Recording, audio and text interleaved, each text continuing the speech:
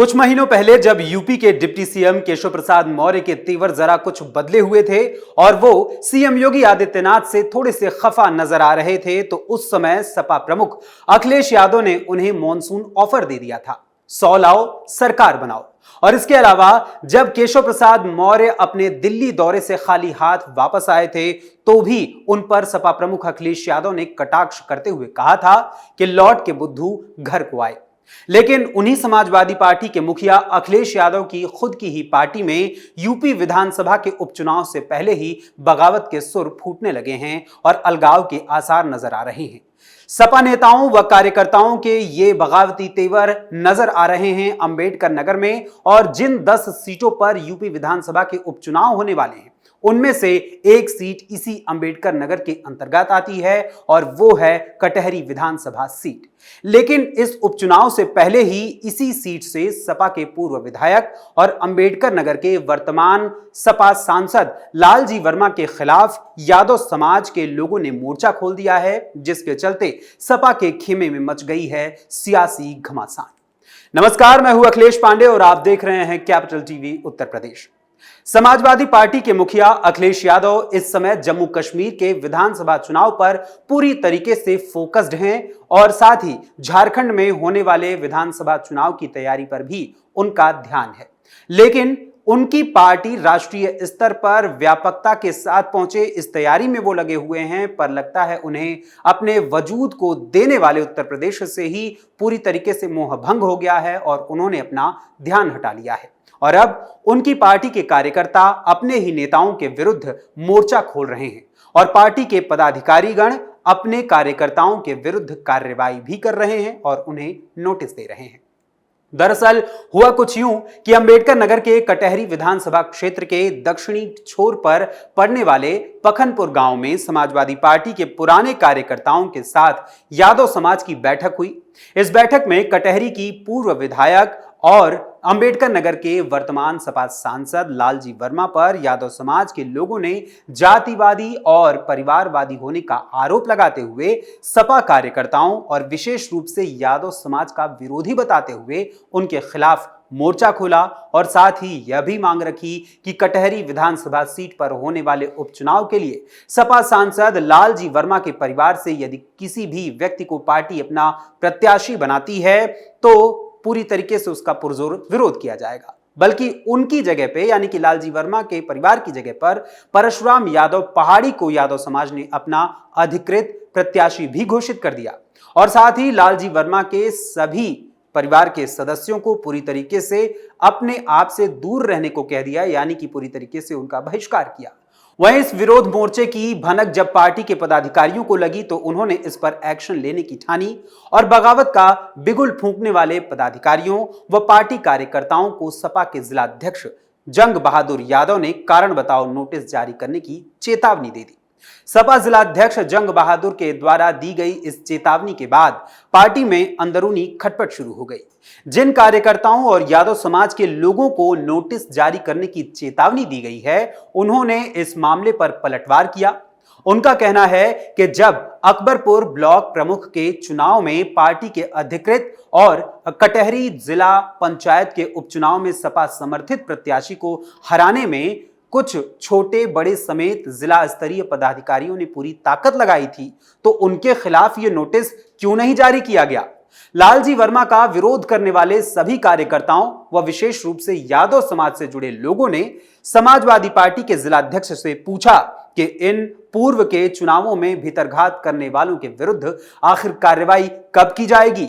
गौरतलब है कि यह विरोध और बगावत का स्वर सपा में उस वक्त फूट रहा है जब यूपी विधानसभा की 10 सीटों पर उपचुनाव होने वाले हैं। इन सीटों में करहल, सीसामऊ, कुंदरकी, फूलपुर, गाजियाबाद, मझवा, खैर, मीरापुर, अयोध्या की मिल्कीपुर और अंबेडकर नगर की कटहरी विधानसभा सीट शामिल है। और इसी अंबेडकर नगर की कटहरी विधानसभा सीट पर 2022 के चुनाव में समाजवादी पार्टी के प्रत्याशी के रूप में लालजी वर्मा विधायक चुने गए थे। लेकिन 2024 के लोकसभा चुनाव में अखिलेश यादव ने उन्हें अंबेडकर नगर से समाजवादी पार्टी का प्रत्याशी घोषित किया और वो चुनाव भी जीत गए। चुनाव का परिणाम उनके पक्ष में रहा। सांसद बनने के बाद लालजी वर्मा ने अपने विधायक पद से इस्तीफा दिया, जिसकी वजह से कटहरी विधानसभा सीट रिक्त हो गई और इसी के चलते अब यहां पर उपचुनाव होने वाले हैं। और मीडिया रिपोर्ट्स के मुताबिक समाजवादी पार्टी अयोध्या की मिल्कीपुर विधानसभा सीट से फैजाबाद के सांसद बने अवधेश प्रसाद के बेटे को उतारने वाली है, तो वहीं इसी तर्ज पर कटहरी विधानसभा सीट से भी अंबेडकर नगर के सांसद बने लालजी वर्मा की बेटी डॉक्टर छाया वर्मा को अपने पिता की विरासत संभालने के लिए उन्हें प्रत्याशी बनाना चाहती है। डॉक्टर छाया वर्मा जो पेशे से डॉक्टर हैं और साथ ही 2019 में जलालपुर सीट पर हुए उपचुनाव में बसपा की ओर से चुनाव भी लड़ चुकी हैं। हालांकि इस उपचुनाव में उन्हें हार का सामना करना पड़ा था, लेकिन कटहरी विधानसभा सीट पर अपने उम्मीदवार के रूप में समाजवादी पार्टी के मुखिया अखिलेश यादव भी डॉक्टर छाया वर्मा को उतारना चाहते हैं। इस पर उनकी सहमति भी है, लेकिन फिलहाल इसकी कोई आधिकारिक घोषणा अभी तक नहीं की गई है। यद्यपि 2019 के हुए जलालपुर विधानसभा सीट के उपचुनाव में लालजी वर्मा की बेटी डॉक्टर छाया वर्मा को जीत नहीं मिली थी, लेकिन फिर भी अखिलेश यादव उन पर दांव लगाने की जुगत में लगे हुए हैं। लेकिन इस बीच लालजी वर्मा के खिलाफ खुले मोर्चे से अखिलेश यादव की परेशानी बढ़ रही है।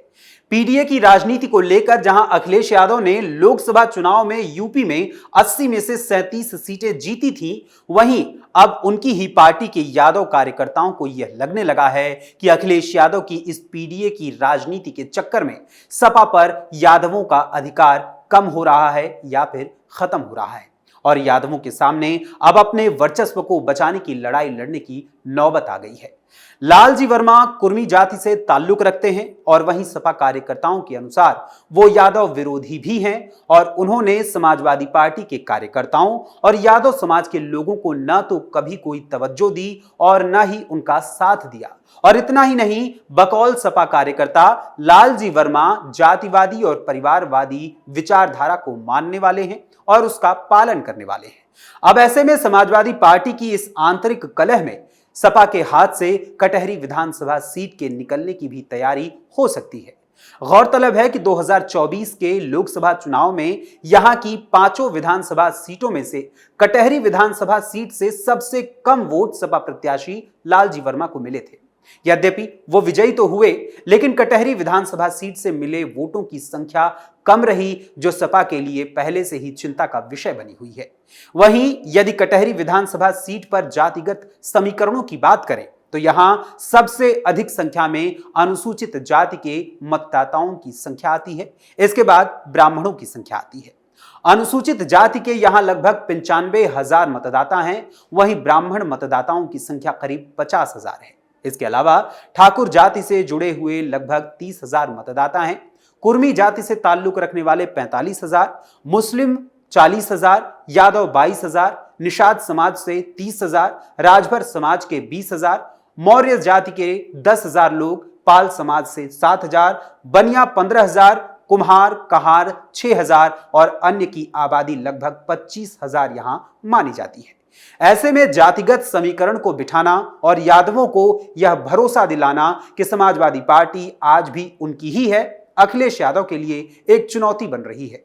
एक तरफ समाजवादी पार्टी के विभिन्न नेताओं के काले कारनामों का चिट्ठा खुलना और उनका पुलिस और ईडी की कार्यवाहियों का सामना करना, नए मामलों में उनके खिलाफ एफआईआर होना, विभिन्न अपराधों में सपा नेताओं का लिप्त होना और अब पार्टी के भीतर ही आंतरिक कलह का होना अखिलेश यादव के लिए बड़ी मुश्किलें पैदा करने वाला बन रहा है। जम्मू कश्मीर के विधानसभा चुनाव पर फोकस करने वाले अखिलेश यादव यूपी के भीतर ही अपने दल को बचाने और इसकी आंतरिक कलह को मिटाने के लिए अब कौन सा कदम उठाएंगे, ये देखना दिलचस्प होगा। साथ ही जिस तरीके से यूपी विधानसभा के उपचुनाव के लिए अनुमानित सपा प्रत्याशियों के ऊपर कभी एफआईआर हो रही है तो कभी उन्हीं के दल के कार्यकर्ता उनका विरोध कर रहे हैं, वो कहीं ना कहीं अखिलेश के लिए ही घातक होने वाला है। इस संदर्भ में आपका क्या कहना है, हमें अपने बेशकीमती कमेंट्स के जरिए जरूर बताइएगा। फिलहाल अभी के लिए मुझे दीजिए इजाजत, फिर मिलूंगा किसी और खबर, किसी और मुद्दे के साथ। तब तक के लिए नमस्कार, धन्यवाद।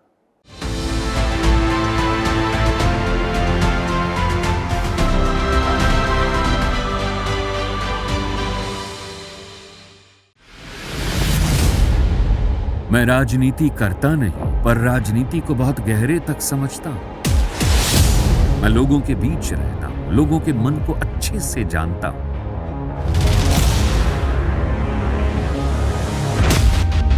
पब्लिक और पॉलिटिक्स की हर नब्ज को खूब पहचानता हूं। संघर्ष की सियासत से सत्ता के सिंहासन तक मैं हर खबर से खरा सच निकालता हूं। ना कोई दौड़, ना कोई race. Capital B, Uttar Pradesh.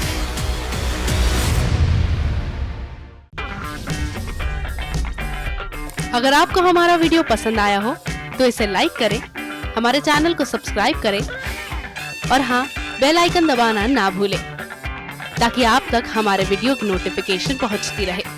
आप अपना सुझाव हमें कमेंट बॉक्स में दे सकते हैं। हमारे साथ जुड़ने के लिए शुक्रिया।